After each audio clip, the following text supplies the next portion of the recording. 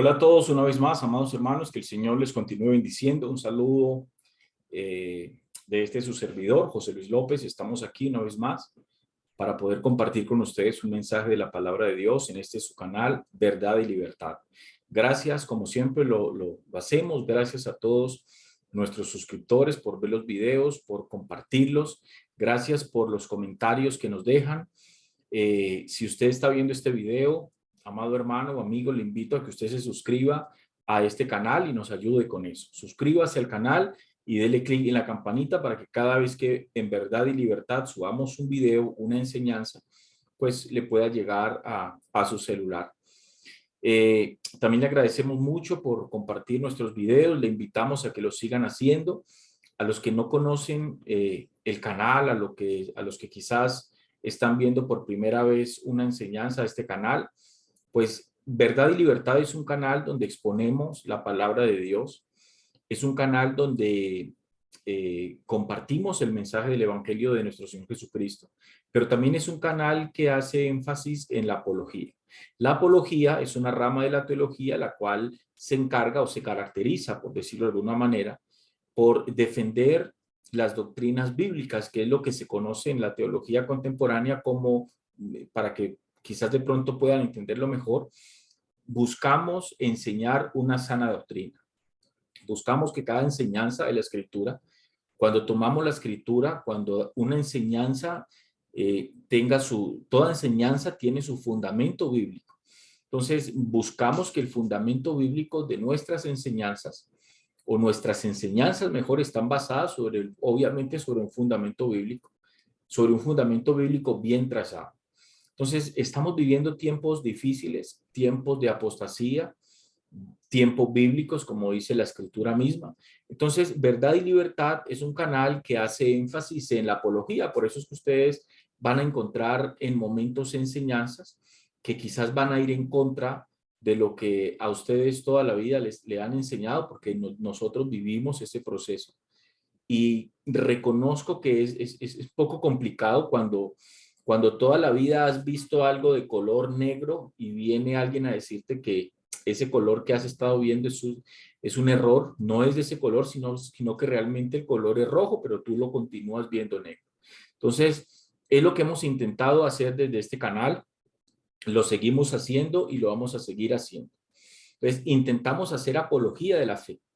Y en ese proceso, pues nos vamos a topar con algunas enseñanzas que nosotros en el cristianismo contemporáneo las hemos aceptado, las hemos tomado como enseñanzas bíblicas, las hemos tomado como una verdad absoluta, pero que realmente cuando analizamos un poco a fondo esa enseñanza con la escritura, repito, bien trazada, pues entonces nos damos cuenta que aquella enseñanza que nosotros tuvimos por cierta, pues le falta fundamento bíblico, eh, le falta piso, digamos, escritural para que esa doctrina pueda ser fundamentada en la escritura.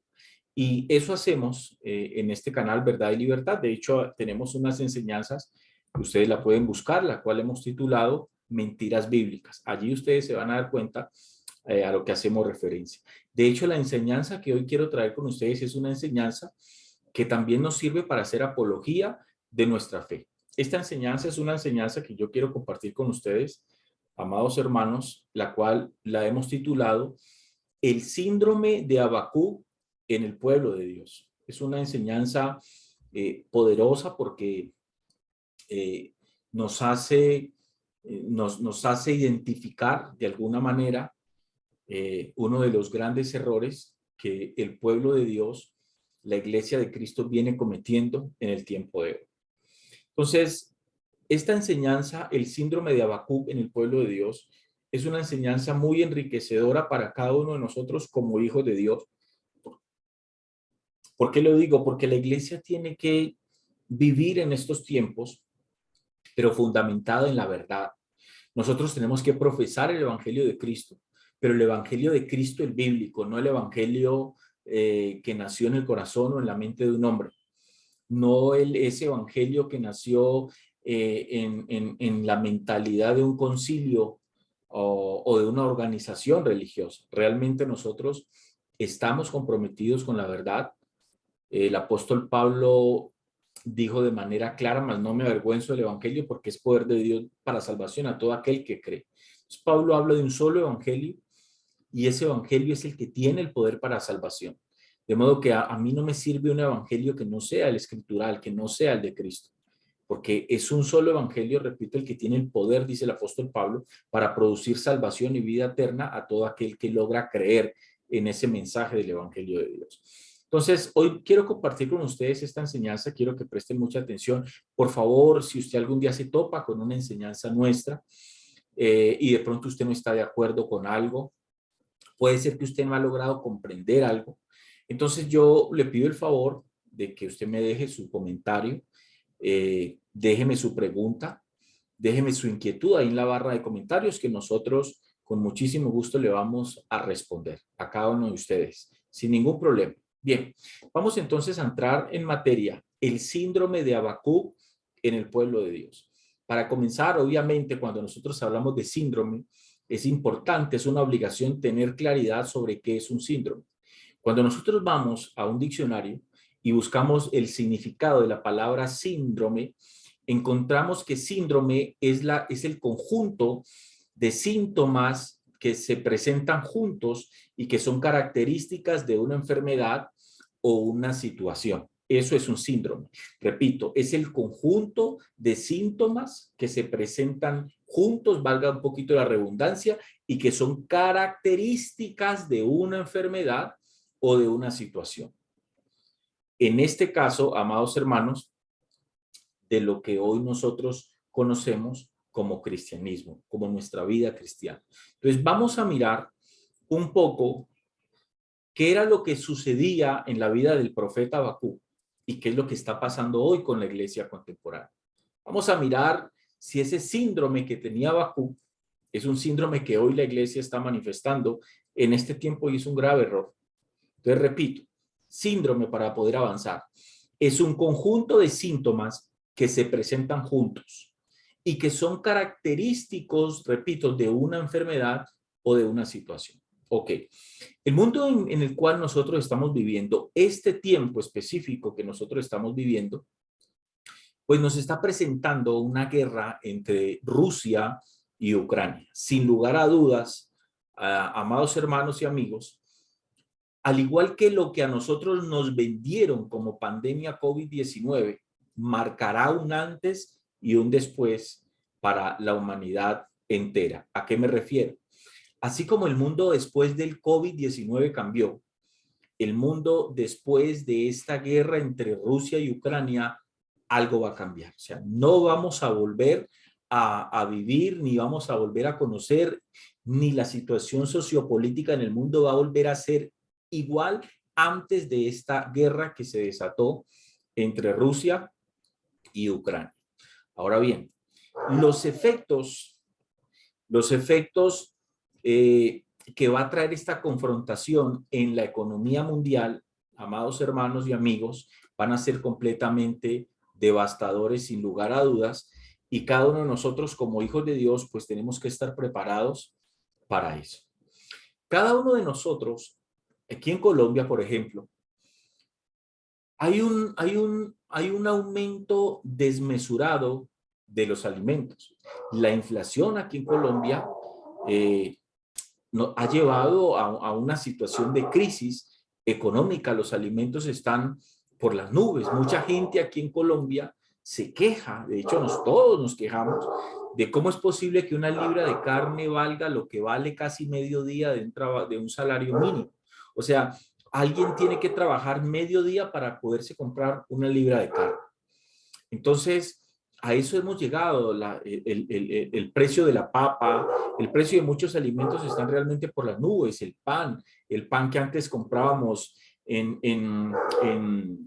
el pan que antes comprábamos que era de 500, ahora vale 2,000. El pan que antes comprábamos que valía 2,000, ahora es el pan que vale 5,000 pesos. Entonces, todo está por la nube, la inflación está por la nube. Entonces, recordemos un poco que la inflación es la capacidad adquisitiva de lo que alguien de pronto gana de un sueldo. O sea, explico, lo que antes yo compraba con 100,000, ya lo que antes me costaba 100.000, ahora me cuesta 150.000 pesos. Eso es inflación, que las cosas son aún cada día más caras y el poder adquisitivo de las familias, pues obviamente es cada día menos. Entonces, si estamos viviendo esa situación, pues es mejor que vayámonos preparando porque la situación tiende a empeorar con esta guerra.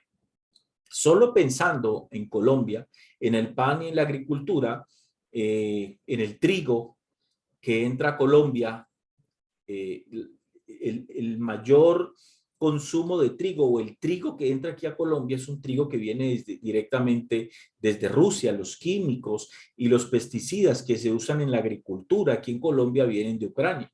Sin contar, repito, lo que significa el aumento del petróleo, eso va a traer aumento en el combustible y demás. Entonces, la situación económica a nivel mundial tiende a empeorar. Y tiende a empeorar no porque yo lo esté diciendo, tiende a empeorar porque la palabra de Dios dice que los postreros tiempos la cosa iba a ir de mal en peor y la situación de este mundo, los problemas sociales, políticos, financieros, etcétera, etcétera, van a ir en una debacle. O sea, esto va a ir empeorando cada día más. Entonces, de esto que hoy nosotros estamos viviendo, de lo que el mundo nos está presentando hoy, de todo lo que el mundo vive hoy, repito, el Señor le viene hablando a su pueblo, a su iglesia, hace unos 1800 años.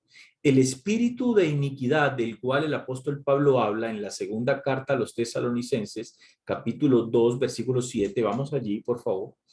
Segunda carta a los Tesalonicenses, capítulo 2. Vamos a buscarla aquí. Segunda carta a los Tesalonicenses, capítulo 2, en el versículo 7, el apóstol Pablo dice algo muy interesante que nosotros debemos de tener en cuenta. Dice así, vamos a leer en el nombre del Padre, del Hijo y con la dirección del Espíritu Santo de Dios. Dice entonces así el apóstol Pablo allí. Dice, porque ya está en acción el misterio de la iniquidad. Dice Pablo, solo que hay quien al presente lo detiene hasta que él a su vez se ha quitado de en medio. Yo sé que todos ustedes en algún momento de sus vidas, si no han leído este texto, pues han escuchado hablar de él. ¿A qué quiero hacer referencia? El espíritu de iniquidad del cual el apóstol Pablo está hablando aquí es el espíritu anticristo. Entonces, no estamos hablando de un demonio, estamos hablando de un espíritu. Y un espíritu, amados hermanos, tiene, más que no tiene, repito, nada que ver con un demonio. Tiene que ver con el carácter, tiene que ver con la manera de ser, con la manera de manifestarse el mundo, en este caso específico. Entonces, el espíritu de iniquidad es el espíritu anticristo que desde ese tiempo, aproximadamente unos 1800 años, dice el apóstol Pablo, había comenzado a operar en este mundo y que hasta ahora lo hace y está logrando su propósito final.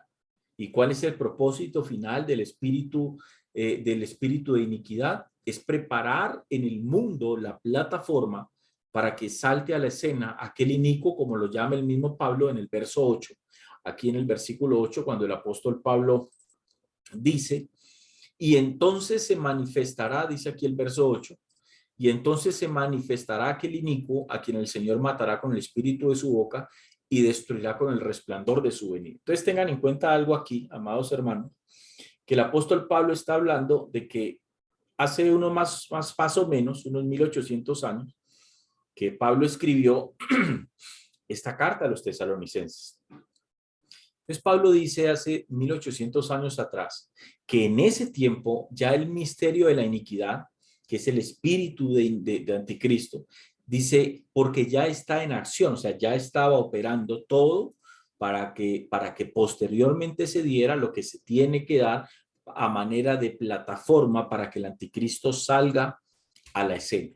Por eso dice el apóstol Pablo aquí en el verso 8, y entonces, o sea, y entonces significa cuando el misterio de la iniquidad, cuando el espíritu de anticristo haga todo lo que tiene que hacer en el mundo o lleve al mundo hasta donde lo tiene que llevar, para que entonces se pueda manifestar aquel inicuo. Esto es muy importante que cada uno de nosotros, amados hermanos, lo comprendamos. ¿Por qué? Se preguntarán. Porque eso es exactamente lo que el espíritu de iniquidad ha venido haciendo a través de los siglos hasta el tiempo en que estamos viviendo hoy. Las guerras, los rumores de guerra, las hambres, las pestes, la situación política, la corrupción, exactamente todo está operando en un conjunto milimétricamente orquestado para que el mundo llegue a la decisión hacia donde todo esto apunta, que es a un solo gobierno. Todo lo que está sucediendo en el mundo es lo que va a hacer que los presidentes de todas las naciones en el mundo entero lleguen a la conclusión de lo que se ha venido hablando hace un tiempo atrás, que es de lo que se habla o se conoce como el nuevo orden mundial, que eso ya es una agenda que ya está establecida. Entonces, para que se llegue al nuevo orden mundial, ¿qué tiene que pasar? Pues lo que tiene que pasar es que este mundo, tal cual como lo conocemos, tiene que entrar en crisis. Crisis política, crisis social y crisis económica. ¿Por qué tiene que entrar en una crisis? Porque según la escritura, el anticristo va a aparecer en la escena a ofrecer paz y seguridad y a ofrecer solución a todos los problemas del mundo. O sea, el anticristo se va a presentar a ofrecer soluciones a un mundo en medio de un caos y de una crisis. Por eso es que el mundo tiene que apuntar a eso. Pues eso ya, repito, eso ya está registrado. Pablo dijo hace 1800 años atrás que el misterio de la iniquidad ya estaba en acción, ya había comenzado a hacer su trabajo y lo ha venido haciendo, repito, todos estos miles de años que han pasado hasta el día de hoy, en el tiempo donde la venida de nuestro Señor Jesucristo está cerca, está a las puertas. Entonces, hoy vemos el mundo en una crisis terrible, como nunca la habíamos visto. Alguien puede decir, pero guerras han habido siempre. Sí, pero no todo nunca se ha dado como hoy lo estamos viendo. O sea, repito, al punto de que hace unos 50 años atrás, 60 años atrás, nadie hablaba, como se habla hoy, de la necesidad que haya un solo gobierno mundial, de un nuevo orden mundial. Entonces, todo está apuntando a acercarnos. De hecho, la Agenda 2030 de la Organización de Naciones Unidas, la ONU, pues habla acerca de eso. Entonces, ya hay una agenda establecida. Entonces, eso significa que todo lo que está pasando en el mundo tiene que pasar, y tiene que pasar porque está escrito, y tiene que pasar porque así el Señor lo estableció. Él está a control de absolutamente todo, y simplemente nosotros como pueblo de Dios tenemos que tomar nuestro lugar en medio de este mundo y en medio de esta situación y saber cómo nos vamos a comportar frente a esta misma situación. Entonces, repito, todo lo que hoy el mundo vive, el Señor nos lo ha venido hablando, lo venía hablando en su iglesia hace 1800 años. El pueblo de Dios, ojo con esto porque puede ser que alguien diga, no tiene sentido. Ojo, que se van a dar cuenta que sí tiene todo el sentido. El pueblo de Dios tiene que saber que la debacle política, amados hermanos, que la debacle económica y social que hoy el mundo vive, repito, como lo dije hace un momentico, está milimétricamente orquestada por Satanás. ¿Para qué? Para que el anticristo aparezca a ofrecer la solución de un mundo en desesperación y en crisis. Entonces, él va a salir a la escena para ofrecer solución, o para ofrecer las soluciones a un mundo que está en desesperación y que está buscando las soluciones a esos problemas. Repito, entonces, para que el anticristo salte a la escena, el mundo tiene que estar en la debacle en la que hoy el mundo está. Y es allí entonces, bajo esa condición y bajo esa situación, que el anticristo va a aparecer para ser ese gobernante, repito, mundial, ese hombre sin Dios, ese gobernante que el mundo sin Dios espera para que le solucione todos los problemas. Ahora bien, ojo con lo que les voy a decir, amados hermanos. Nada de lo que hoy el mundo está viviendo es un accidente. Absolutamente nada de lo que hoy el mundo está viviendo es un accidente. Todo, repito, ya estaba escrito. Inclusive Mucho de lo que hoy el mundo está viviendo está escrito o estaba escrito hace 3.700 años atrás y se va a cumplir. Que se va a cumplir porque está escrito, porque es palabra de Dios, porque así Dios lo estableció, porque digámoslo en otras palabras, esto es un conjunto de profecías, esto es escatología pura, cronométricamente establecida en el tiempo, y nosotros como iglesia y como cuerpo de Cristo simplemente hacemos parte de este tiempo. A nosotros, a esta generación, nos tocó vivir este tiempo, el final de los tiempos. Entonces, de allí es donde yo parto, amados hermanos, para decir, para comentar que veo a la iglesia y que me preocupa a la iglesia actuar de una manera muy infantil, de una manera muy ignorante. Y yo sé que tocar estos temas hace pensar de pronto que la gente crea, o muchos hermanos creen que uno se las sabe todas. No, no se trata de eso, amados hermanos.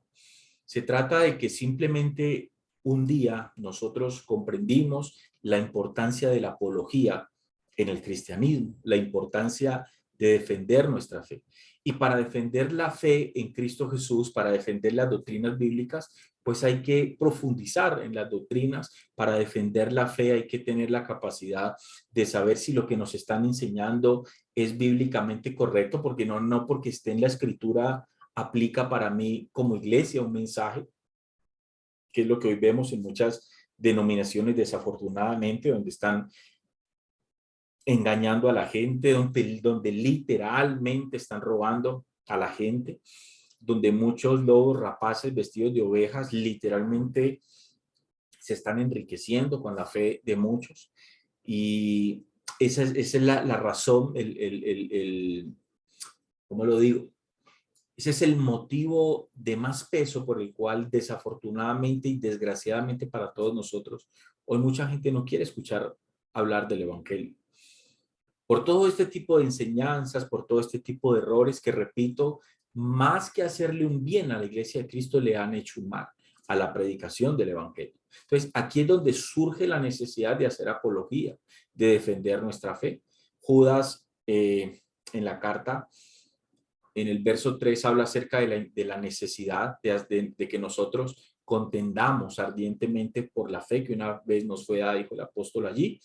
Y eso es importante que lo entendamos todo, y no se trata, siempre lo hemos dicho, no se trata de que lo haga el pastor o un líder, no, la apología la tenemos que hacer todos el pueblo de Dios. Tenemos que hacer como los hermanos de Berea, escuchaban el mensaje, luego iban a sus casas a comprobar con la escritura si lo que les habían enseñado era correcto o no. Eso es una señal clara que había en los hermanos en Berea, de hacer apología, de poder saber, tener claro que lo que a ellos les estaban enseñando era bíblicamente, escrituralmente correcto, ¿no? Que es lo que la iglesia hoy en su mayoría no quiere hacer. Entonces, repito, aquí es donde surge la apología, el interés nuestro de este canal, repito, de hacer apología. Entonces, el punto aquí es donde vamos a entrar, no es un punto de una crítica dañina hacia la iglesia, sino que es más bien un deseo de poder confrontar a nuestros hermanos, a usted que está viendo, quizás si de pronto usted está cometiendo el error en el que vamos a entrar a exponer, pues yo le pido, amados hermanos, de que salgamos de ese error. Yo una vez estuve en ese error, yo hice parte de ese error, y por eso es que ahora siento la obligación moral y espiritual, como lo quieran ver, de poder defender esto, de poder decir, mire, esto es un error en el cristianismo, esto es un error en el pueblo de Dios, esto no nos permite manifestarnos como debemos de manifestarnos, esto no nos permite vivir como realmente tenemos que vivir. Entonces, vivamos con nuestra fe puesta en el cielo, pero con nuestros pies bien puestos sobre la tierra, doctrinalmente hablando, porque no nos podemos dejar engañar, y repito, más en estos tiempos. Entonces, ojo con esto que les voy a decir, nada de lo que está sucediendo es un accidente, ya todo estaba escrito y se va a cumplir. O sea, no importa si usted esté de acuerdo, no se trata si yo esté de acuerdo, esto no es una democracia, el pueblo de Dios tiene que aprender a vivir en una teocracia. es donde Dios pone las reglas, es donde Dios pone los principios, los parámetros, las leyes, y nosotros como pueblos de Dios simplemente tenemos que asumir eso, tenemos que alinearnos a esa voluntad. Ahora bien, ¿por qué digo esto? ¿Por qué digo que nada de lo que hoy está sucediendo, amados hermanos, es un error? Alguien dirá, ¿cuál es la importancia de esto? Nada de lo que hoy está sucediendo es un error, y cuando yo comprendo eso, entonces yo tengo que ir a una comprensión más profunda de que si nada de lo que está sucediendo es una coincidencia, porque repito, todo estaba escrito, y si todo estaba escrito quiere decir que todo se tiene que cumplir. Entonces, cuando yo logro comprender esto, amados hermanos, pues simplemente eso me tiene que llevar a mí a una comprensión profunda y más importante. Entonces, repito, si lo que hoy estamos viviendo estaba escrito, quiere decir que se tenía que cumplir, estemos o no estemos de acuerdo, lo cual nos tiene que llevar a una comprensión muy importante. Todo lo que hoy estamos viviendo, todo esto, Dios lo tiene bajo su control. Ojo con esto. Todo lo que está pasando hoy en el mundo está bajo el control de Dios. Quiero recordarles que Dios es soberano y por encima de Dios no hay absolutamente nada. ¿Por qué digo esto?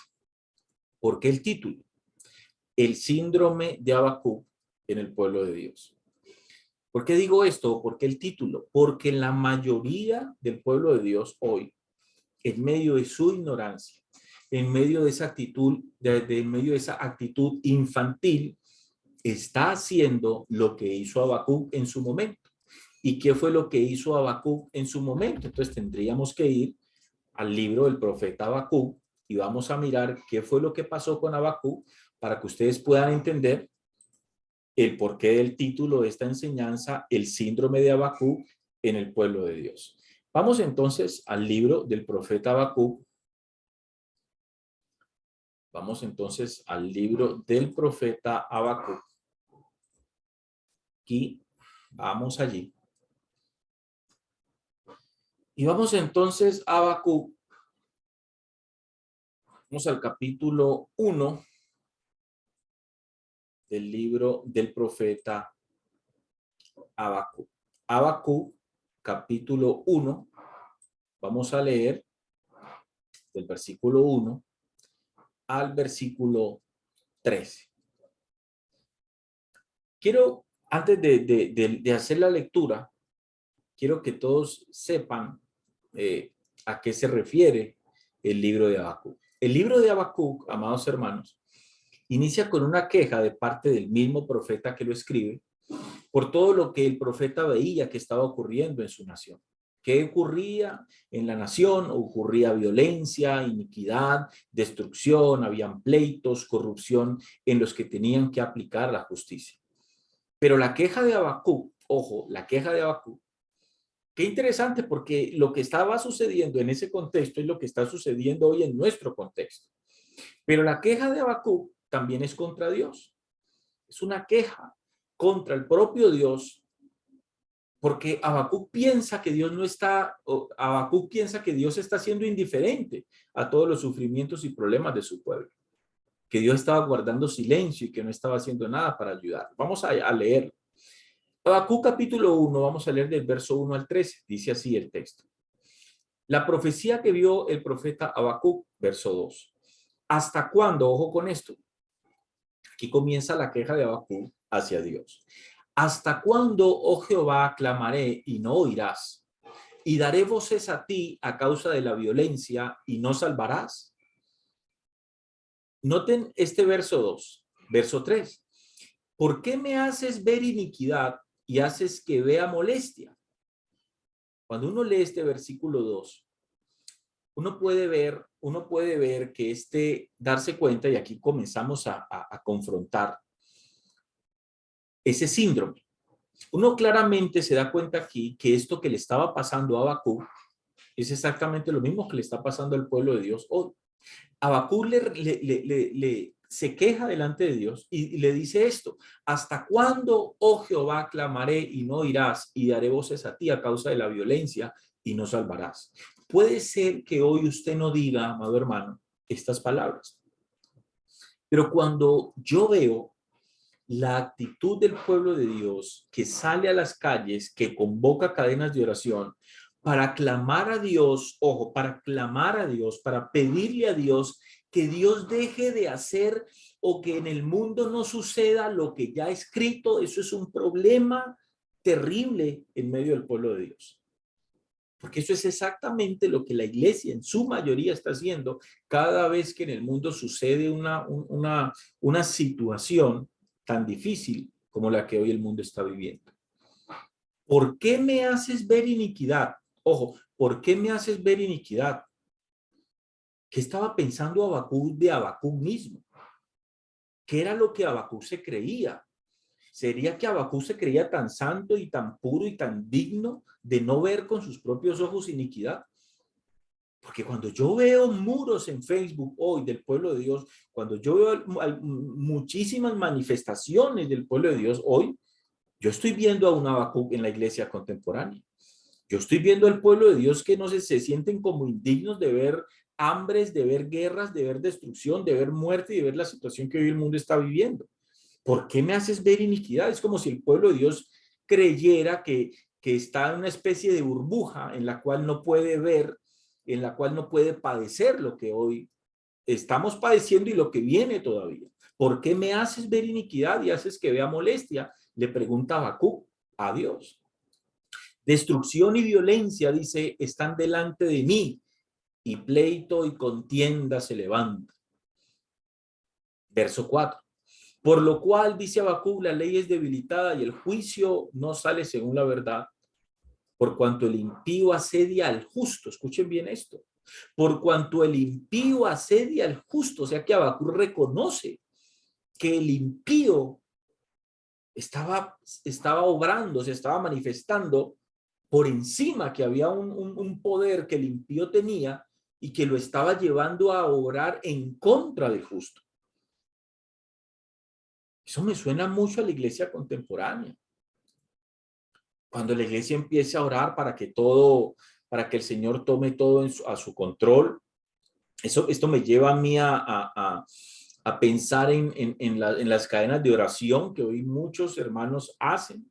Repito, con toda la buena intención, con la mejor intención, porque sé que lo hacen con buena intención, pero que realmente también esa buena intención está llena de ignorancia y que es un error lo que están haciendo. ¿Por qué? Porque siempre va a ser un error pretender reunirnos a pedirle a Dios que lo que Él dijo que iba a suceder no suceda. Es que ese es el punto, amados hermanos. Entonces, por lo cual dice el verso 4, la ley es debilitada y el juicio no sale según la verdad, por cuanto el impío asedia al justo, por eso sale torcida la justicia. Qué interesante, amados hermanos. Ahora miren lo que dice el versículo 5. Dice el versículo 5, vamos allí. Versículo 5. Dice allí la respuesta del Señor. Dice allí versículo 5. Mirad entre las naciones, dice allí, ojo, mirad entre las naciones y ved y asombraos, porque haré una obra en vuestros días que aun cuando se os contare no la creeréis. Póngale cuidado lo que Dios le manda a decir al pueblo a través del profeta Habacuc, la respuesta de Dios a Habacuc para que Habacuc la transmitiera al pueblo. Mirad entre las naciones y ved y asómbrense, porque haré una obra en vuestros días que aun cuando se os contare no la creeréis. ¿Qué era lo que iba a hacer Dios? Que el pueblo no iba a creer eso. Ya se van a dar cuenta que es, verso 6. Porque he aquí, yo levanto a los caldeos. Vale, pues cuidado a esto. Porque he aquí, dice, yo levanto a los caldeos, nación cruel y presurosa, que camina por la anchura de la tierra para poseer las moradas ajenas. Formidable es y terrible, de ella misma procede su justicia y su dignidad. Wow. Porque he aquí yo levanto a los caldeos. Ojo con eso. un pueblo que no tenía nada que ver con el pueblo de Dios, un pueblo malo. Pero aquí el punto no es que los caldeos se levantan solos. Aquí el punto es que es Dios mismo quien los está levantando. Eso equivale a que es Dios mismo quien está haciendo de ese pueblo un pueblo fuerte, que los está fortaleciendo cada vez más. Y eso tenía un propósito. El verso 7 dice, formidable es y terrible. ¿Quién? Ese pueblo. De ella misma procede su justicia y su dignidad. ¿De qué? De su maldad, de lo malo que era. Dice el verso 8, sus caballos serán más ligeros que leopardos y más feroces que lobos nocturnos, y sus jinetes se multiplicarán, vendrán, dice, de lejos sus jinetes y volarán como águilas que se apresuran a devorar. Toda ella vendrá a la presa. Qué interesante esto. Toda ella vendrá a la presa. Toda esa maldad, toda esa ferocidad, todo ese poder de los caldeos iba a venir a la presa. ¿Y cuál era la presa? Era el pueblo de Dios. Qué interesante. Toda ella vendrá a la presa. El terror va delante de ella y recogerá cautivos como arena. Wow, ¿qué es lo que el texto está diciendo? Que Dios mismo estaba levantando un pueblo, estaba fortaleciendo un pueblo para luego usar a ese pueblo para llevar cautivos a su pueblo. Wow, esto es algo que racionalmente se puede comprender muy poco o que muy pocos comprenden. Es Dios diciendo que Él está preparando un pueblo que es un pueblo malo, que es un pueblo terrible, que, que su maldad es terrible, los ha fortalecido con un propósito, usar a ese pueblo malo en contra del pueblo de Dios para llevar al pueblo de Dios cautivos. Eso es interesante. Y recogerá cautivos como arena, dice finalizando el verso 9. Escarnecerá a los reyes, a todos los reyes que habían en Israel, y dice, y de los príncipes hará burla, se reirá de toda la fortaleza y levantará terraplén y la tomará. Luego pasará, dice el verso 11, como el huracán y ofenderá atribuyendo su fuerza a su Dios. Ojo, y ofenderá atribuyendo su fuerza a su Dios. ¿Por qué? Porque la fuerza que este pueblo tenía no se la estaba dando el Dios falso de ellos. Era una fuerza que provenía directamente de Jehová. Es interesante. Esto es muy interesante. Ahora mire lo que dice el versículo 12. Cuando uno lee el versículo 12, uno pudiese entender que algo estaba comprendiendo ya Habacuc aquí. Dice el verso 12, del verso 12 al 13, vamos a leer esos dos versos. Dice, ¿no eres tú desde el principio, oh Jehová, Dios mío, santo mío? No moriremos, oh Jehová, para juicio. Dice, no moriremos, oh Jehová, para juicio lo pusiste. ¿A quién pusiste? A ese pueblo caldeo. Y tú, oh roca, lo fundaste. ¿A quién? A ese pueblo. Dice, y lo fundaste para castigar. Hay una versión que es la Biblia K2. La Biblia K2 lo presenta desde una perspectiva más clara todavía. En esa versión dice la escritura que le dice Habacuc a Dios que él fundó ese pueblo, que él lo hizo crecer, lo fortaleció para usarlo para castigar a su propio pueblo. Y esto es importante, amados hermanos, comprenderlo. Dice en esa versión, dice el verso 13, muy limpio eres de ojos, versículo 12, no eres tú desde el principio, mire aquí qué pasa aquí.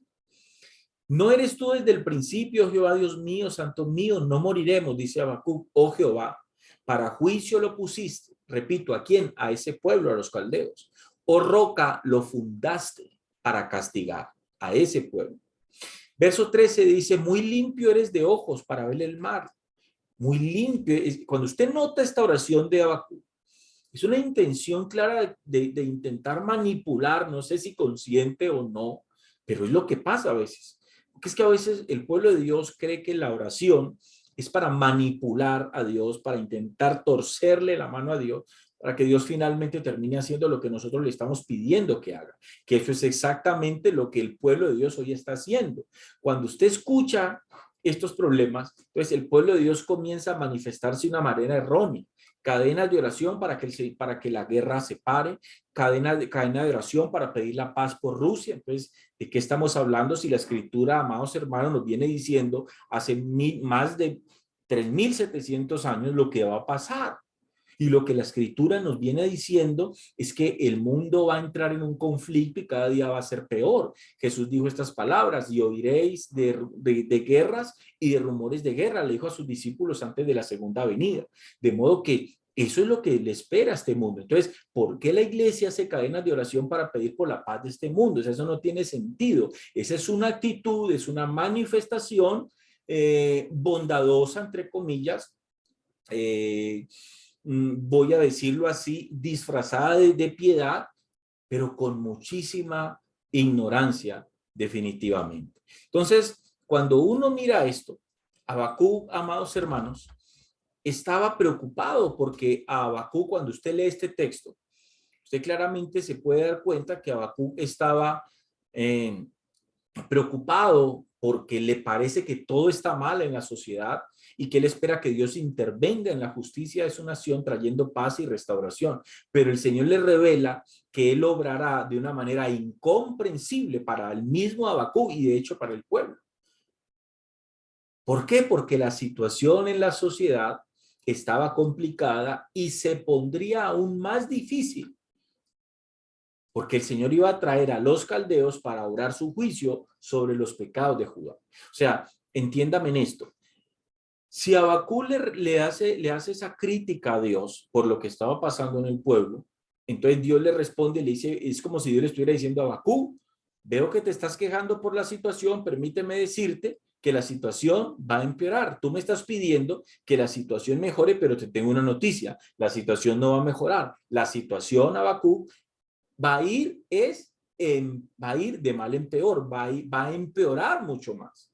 Eso es importante que nosotros lo entendamos porque es exactamente lo que está pasando en el tiempo de hoy.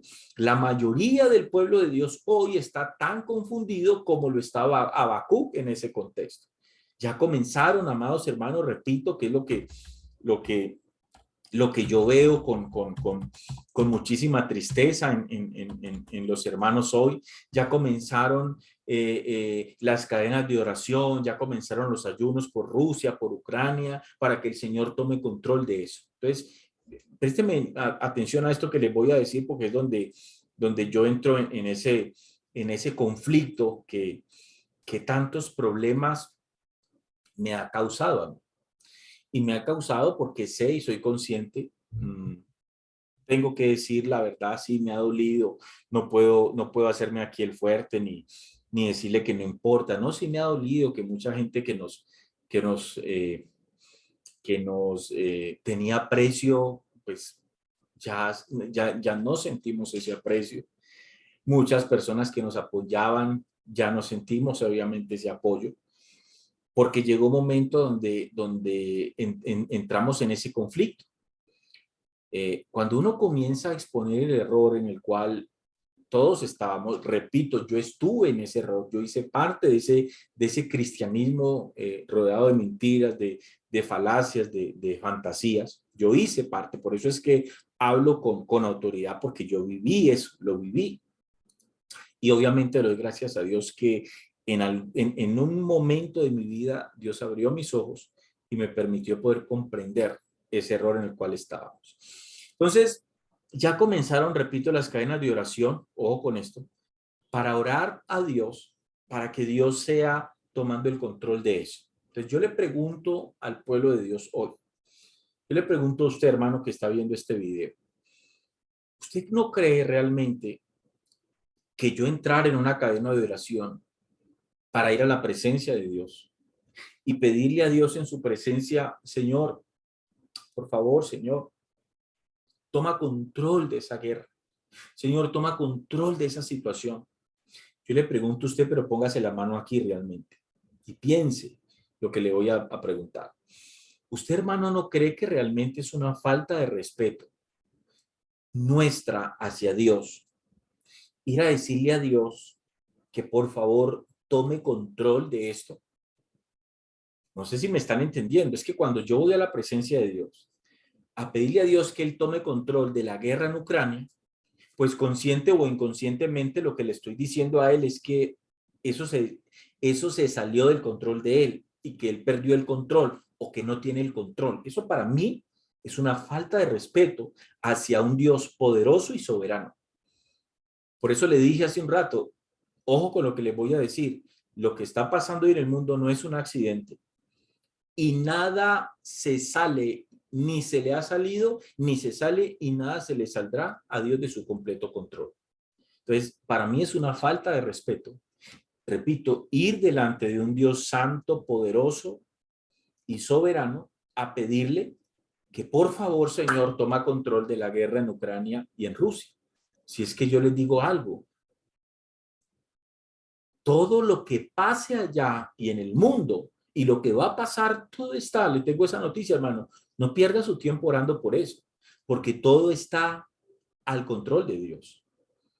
Entonces, ya comenzaron las cadenas de oración pidiéndole a Dios que tome control. Ya eso es un error. Repito, para mí es una falta de respeto con Dios, porque el Dios en el cual yo creo es un Dios poderoso, majestuoso y soberano. Todo está a su control. Ese es el Dios en el cual yo creo. Ahora, si ustedes creen en otro, pues ya estamos hablando entonces de otra religión, estamos hablando de otro Dios completamente distinto. Pero el Dios de Israel, el Dios verdadero en el cual yo creo, a ese no se le sale nada de control, amados hermanos. Entonces, ya comenzaron las cadenas de oración, pidiendo entonces para que Dios traiga paz, para que Dios traiga paz a Rusia, a Ucrania. Ahora bien, cuando el pueblo de Dios se reúne a orar para que Dios traiga paz, presten atención a lo que les voy a explicar aquí. Para que Dios traiga paz a esa tierra, Señor, trae tu paz. Trae paz a Rusia, Señor, que se acabe el conflicto, Señor, que hagan un acuerdo, que lleguen a un acuerdo para que todo se acabe, no hayan explosiones, no hayan muertes. A mí me llama mucho la atención y me molesta, y lo tengo que decir. Y lo tengo que decir. A mí la apología y la verdad de la palabra, hermanos, me ha hecho apartar de mucha gente. Repito, que me apreciaba y que sé que ya no me aprecia. Porque no han logrado entender cuál es la posición en la cual Dios me puso a mí. Y no solamente a mí, a muchos hermanos que hoy están abriendo los ojos y están comprendiendo, repito, la importancia de lo que es la apología en el cristianismo. Entonces, mire que yo les voy a, no simplemente les voy a decir que eso es un error, sino que les voy a explicar por qué es un error.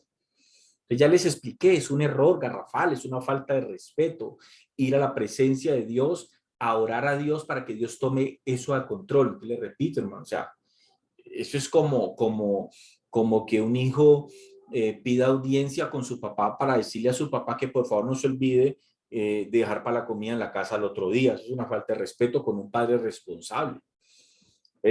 Nada se le ha salido a Dios de las manos y nada se le saldrá.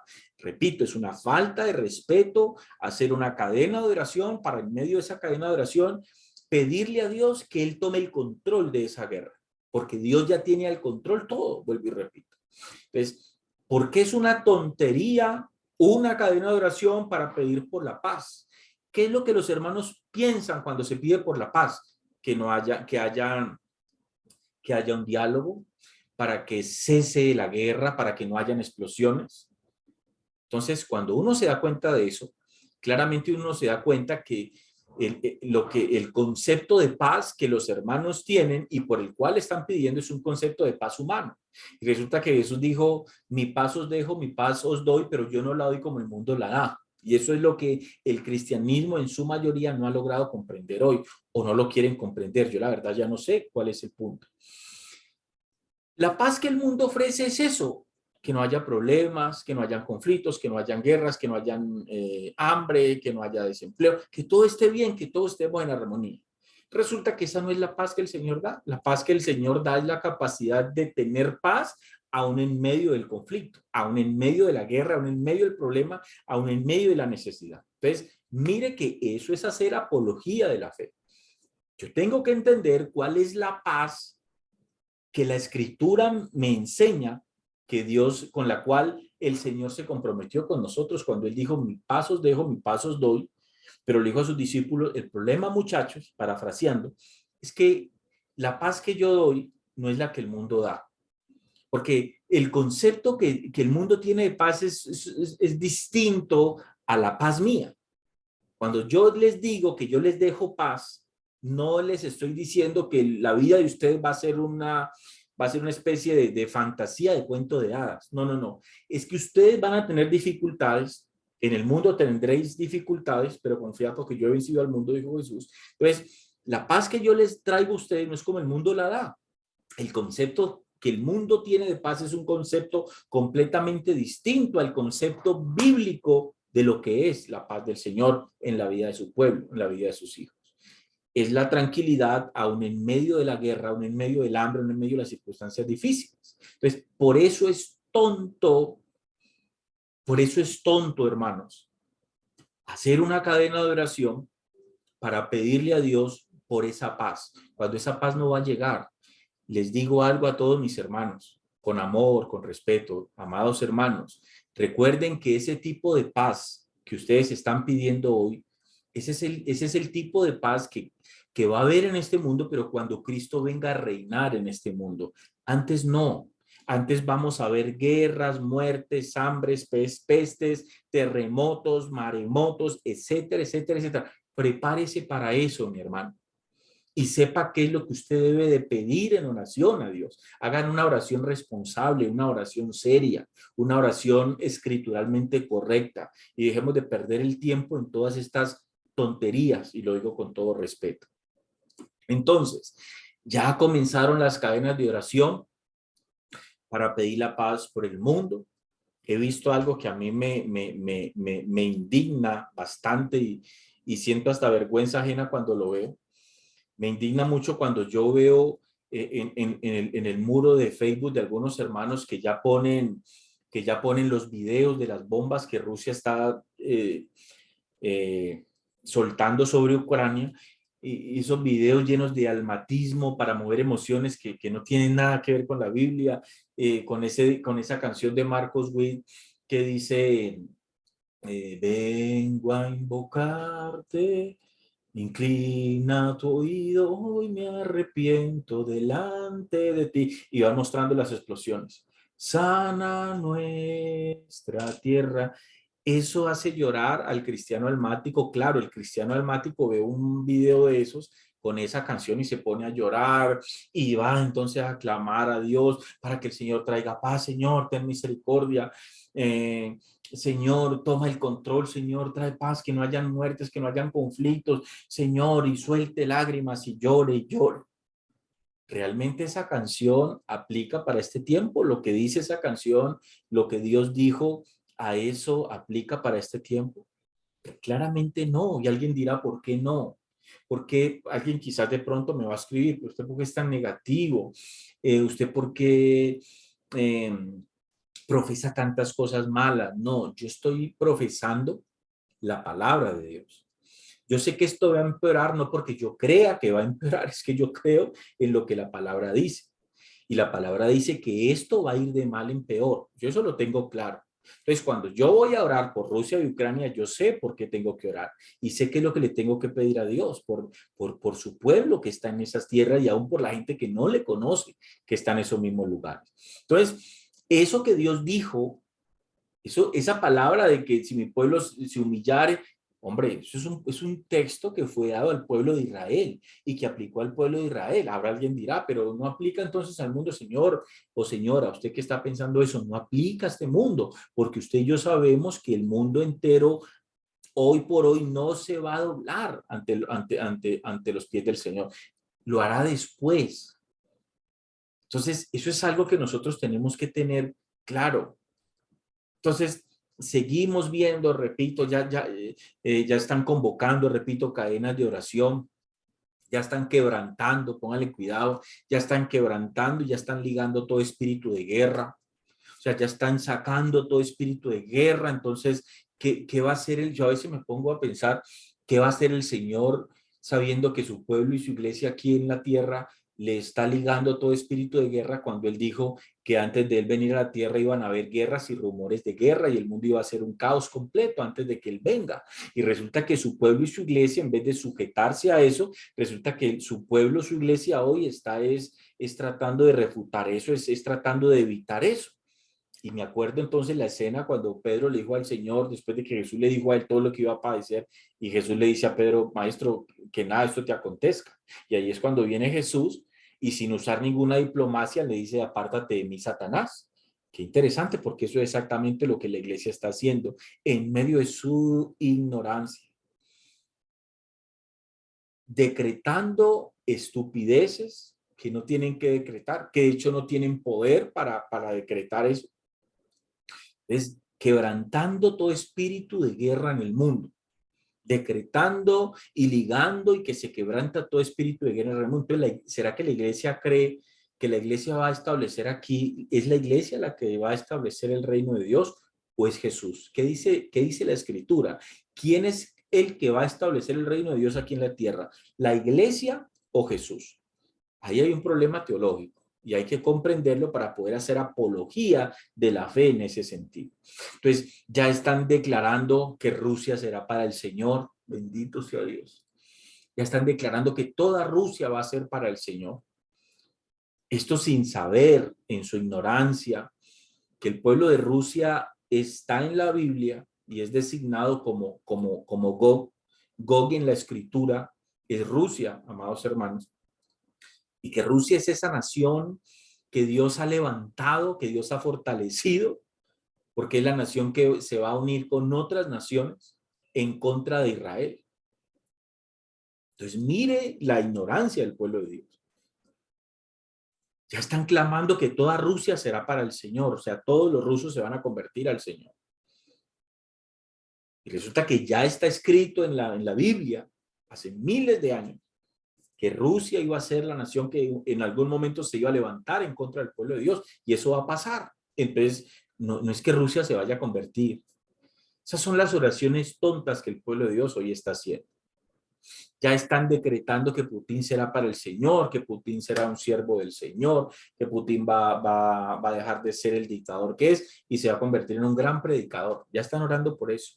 Y puede ser que él lo haga, porque no estoy diciendo que Dios en su poder no lo puede hacer. Pero yo creo que ese no es el punto de nuestra oración. Y este síndrome, repito, amados hermanos, es terrible. Ahora, un síndrome, si lo vemos como una enfermedad o que desencadena una enfermedad, ¿tiene solución? ¿Cuál es la solución para ello? ¿Hay una solución para ese síndrome? Y si la hay, ¿cuál es? Entonces, la respuesta a eso es sí, hay una solución para ese síndrome, hay una cura para ese síndrome, y la cura para ese síndrome es simplemente comprender el plan de Dios. Y aquí es donde toma nuevamente importancia la apología. Porque cuando yo comprendo cuál es el plan de Dios, yo comprendo qué pasó ayer, qué va a pasar hoy y qué viene mañana. Yo como iglesia simplemente me preparo para manifestarme en este tiempo. No me pongo con tonterías, no vivo un evangelio fantasioso donde vamos a vivir cero conflictos, cero dificultades, cero necesidades, que ese es el evangelio y el cristianismo, entre comillas, que hoy mucha gente está viviendo. Entonces, ¿hay una solución para eso? Claro que sí, hay una cura para ese síndrome.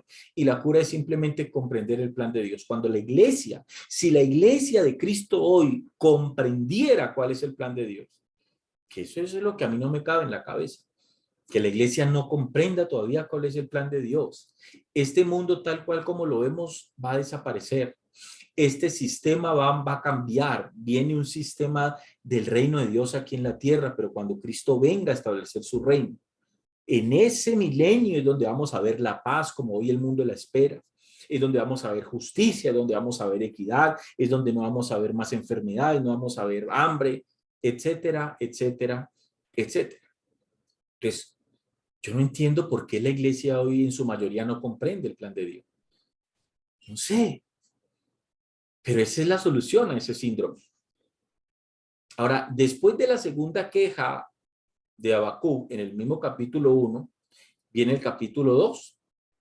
Cuando uno lee el capítulo 2 de Habacuc, vamos a volver aquí a la escritura. Habacuc, capítulo 2, después de esta queja, mire, no eres tú, Señor, oh Jehová, ya lo leímos, no moriremos, y haces que sean los hombres como los peces del mar. Entonces, aquí saltamos al versículo 2.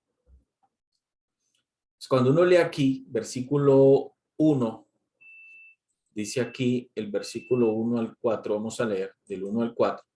Dice, sobre mi guarda estaré y sobre la fortaleza firmaré el pie y velaré para ver lo que se me dirá y qué he de responder tocante a mi queja, dijo Habacuc.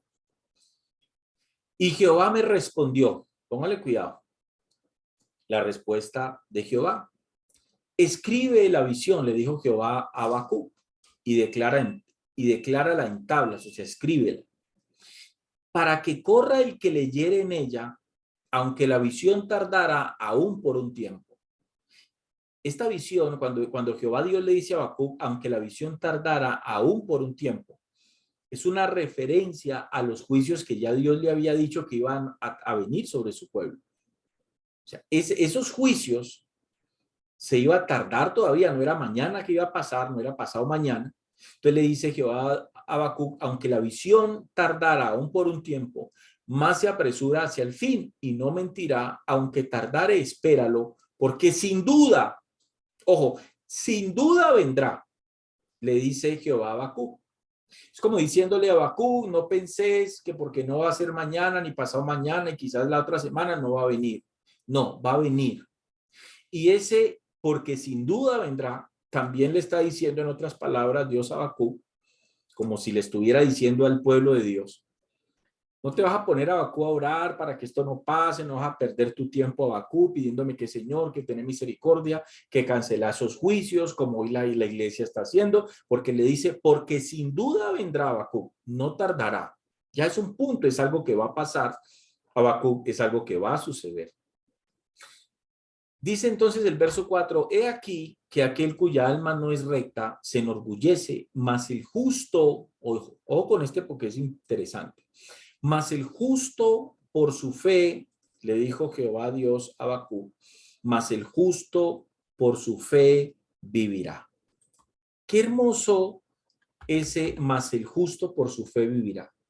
Aquí Habacuc comprendió, escuche bien esto, aquí Habacuc comprendió algo que antes no comprendía y que es vital para nosotros hoy.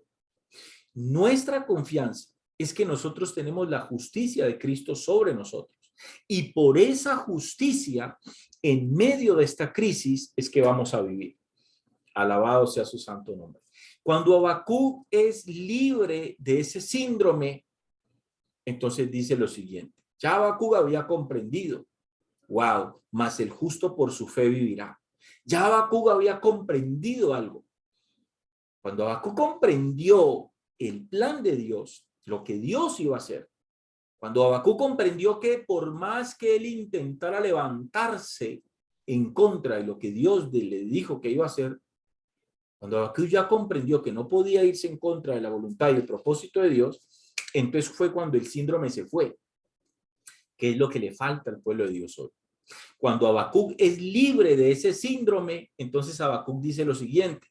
Entonces vamos a mirar qué es lo que Habacuc dice en el capítulo 3. Allá, vamos a explicar algo aquí. Cuando usted ve aquí, cuando usted lee aquí a partir del verso 6 en adelante, ay de los caldeos, es el juicio que Dios va a traer al propio pueblo caldeo después de haber sido usados por Dios en contra del pueblo. O sea, ¿qué es esto? Dios levantó al pueblo, estableció a los caldeos, los fortaleció para luego usarlos como instrumento, como herramienta para castigar, para disciplinar a su pueblo. Y después de disciplinar a su pueblo, Dios le iba a tomar cuentas a los caldeos por la maldad que hicieron sobre su pueblo. Esto es algo que en la mente humana, en el raciocinio humano, es difícil de aceptar, pero es lo que la Escritura claramente enseña. Entonces, del verso 6 en adelante, es el ay de los caldeos. Habla entonces del juicio que va a venir en contra de aquel pueblo que se va a levantar en contra del pueblo de Dios. Bueno, entonces, ahora sí vamos a lo que Habacuc dijo. Ojo con esto. Cuando Habacuc, repito, es libre de ese síndrome, entonces Habacuc, a ver cómo lo digo, es como cuando Habacuc es libre de ese síndrome, es porque Habacuc comprende el propósito y la voluntad de Dios. Es como, a ver cómo lo digo en otras palabras, cuando Habacuc se volvió serio, para que me entienda, cuando dejó de hablar bobadas, porque cuando usted ve las dos quejas en el capítulo 1, es una tontería. Habacuc no tenía por qué quejársele a Dios ni decirle a Dios lo que le dijo ahí, pero es lo que el pueblo de Dios hace. Repito, el mismo síndrome de Habacuc es lo que el pueblo de Dios está haciendo. Pero cuando Habacuc ya entendió que estaba errado, que lo que estaba haciendo era tonto, que lo que intentaba hacer era absurdo, porque Habacuc no podía irse en contra del propósito de Dios y que Dios no iba a dejar de hacer lo que él ya había establecido porque simplemente Habacuc se lo pidiera. Entonces, cuando Habacuc comprendió, permítame y perdónenme la palabra, lo tonto o de la manera tonta como se estaba comportando, entonces Habacuc dice eso. Habacuc capítulo 3, versículo 2. Miren lo que dice Habacuc. Oh Jehová, he oído tu palabra, ya comprendí. En otras palabras, dice, y temí. Oh Jehová, escuchen bien esto porque aquí es donde Habacuc hace una oración seria, una oración correcta, una oración que no va en contra del propósito y el plan de Dios, que es a donde yo apunto hoy. Oh Jehová, aviva tu obra, dice, en medio de los tiempos. Oh Jehová, aviva tu obra en medio de los tiempos. En medio de los tiempos hazla conocer. En la ira, acuérdate de la misericordia.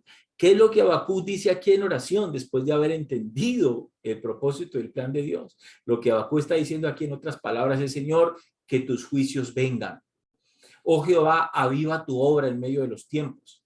Que tus juicios vengan. Señor, que eso que tú dijiste que ibas a hacer y que de pronto se iba a demorar un poquito, no, Señor, no importa, que eso venga, que eso pase. En medio de los tiempos, Señor, haz conocer tu obra a tu pueblo, para que tu pueblo, en otras palabras, estoy parafraseando, para que tu pueblo, los que se olvidaron de ti, los que creen que tú no existes, porque hoy en día aún dentro del pueblo de Dios hay gente que cree que Dios es un Dios muerto, un Dios que está enfermo, y aún el impío cree que Dios no existe. Entonces, haz conocer en medio de los tiempos tu obra, hazla conocer. Dice, en la ira acuérdate de la misericordia. Esta última frase de esta oración, que es una oración seria, que es una oración, repito, responsable. Habacuc 3:2, venga, yo quiero compartir con ustedes para que ustedes miren algo. Vamos a ver si lo logro hacer.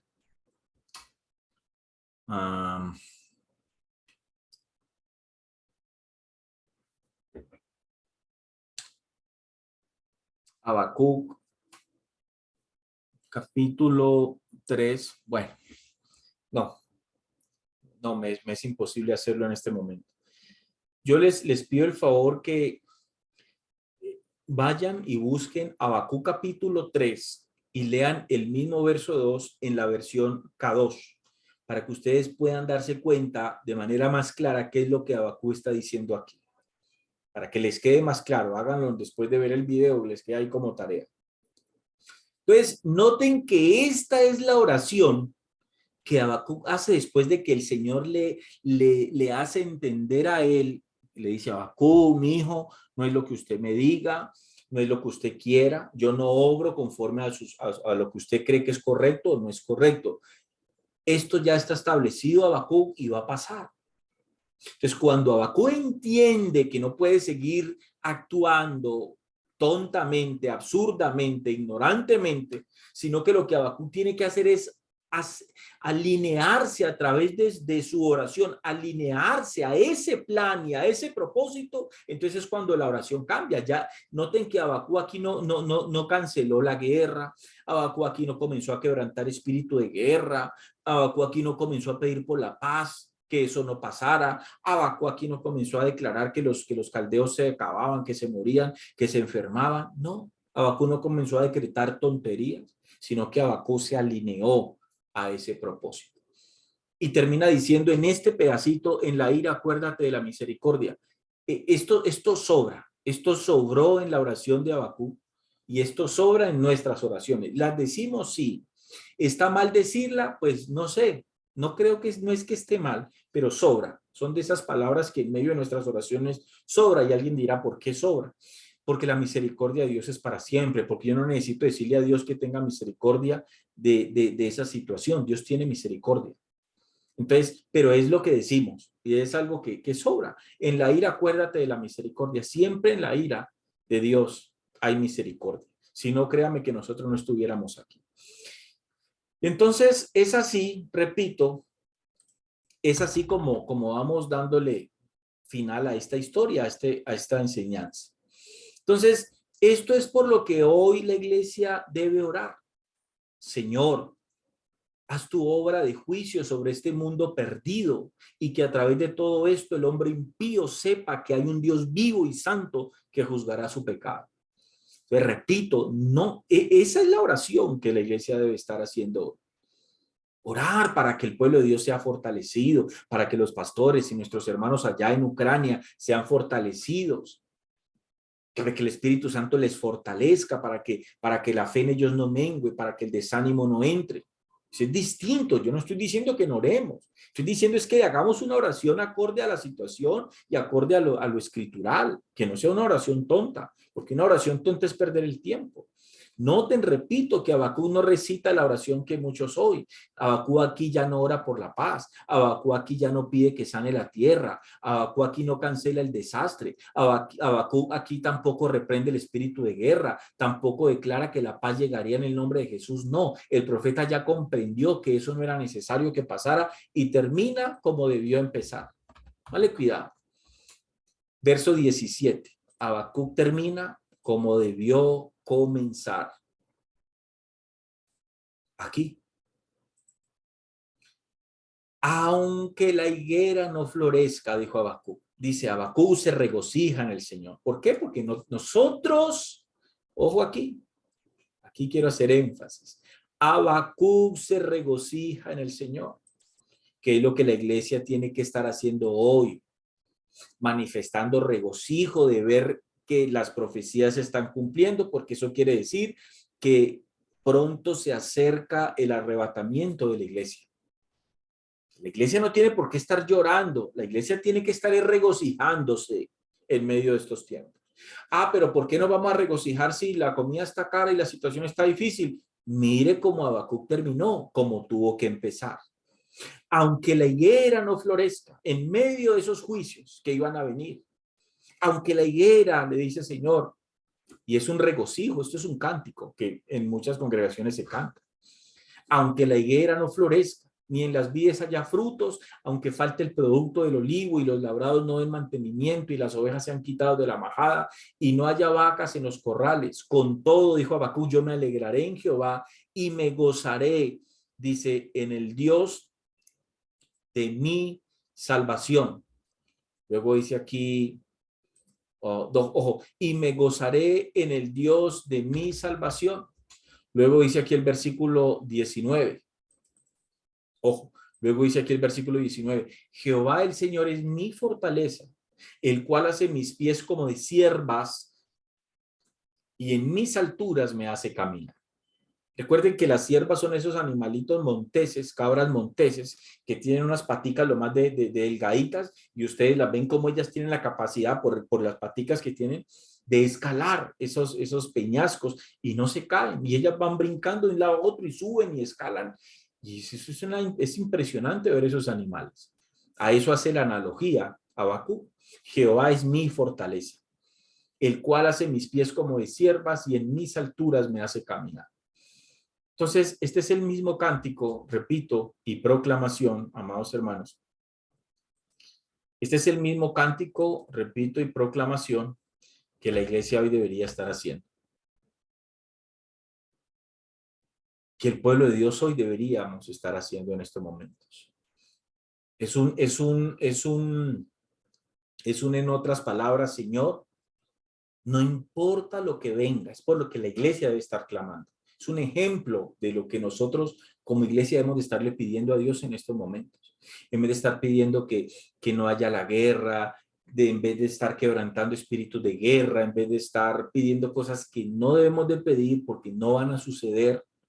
Repito, porque lo que está pasando y lo que viene, que es peor, está escrito y va a tener que pasar. Entonces nosotros, la iglesia, deberíamos estar en otro tipo de oración, en otro tipo de clamor.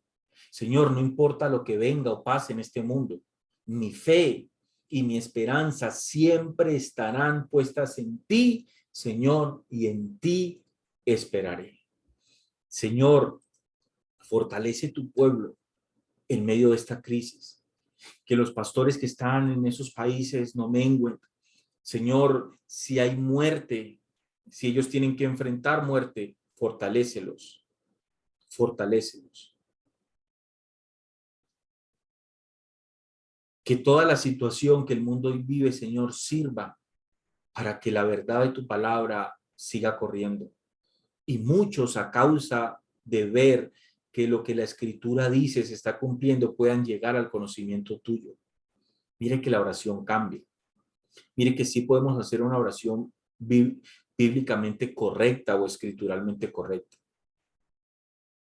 Y dejemos de hacer esas oraciones tontas que realmente no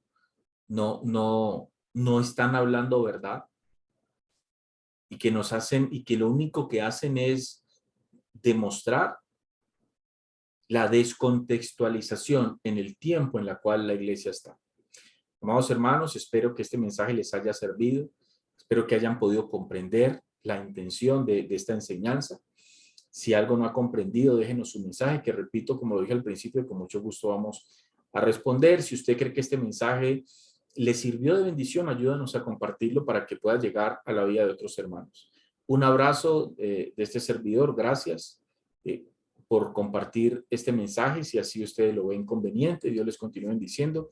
Hasta una próxima oportunidad.